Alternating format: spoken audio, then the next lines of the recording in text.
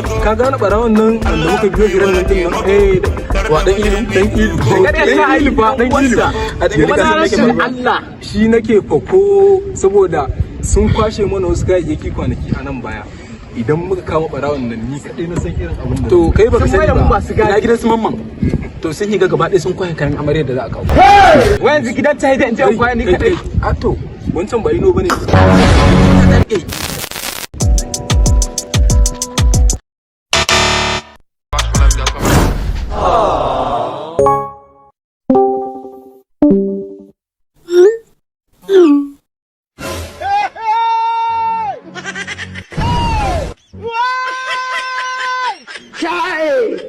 anya ma wutan nan da gaske ne kuwa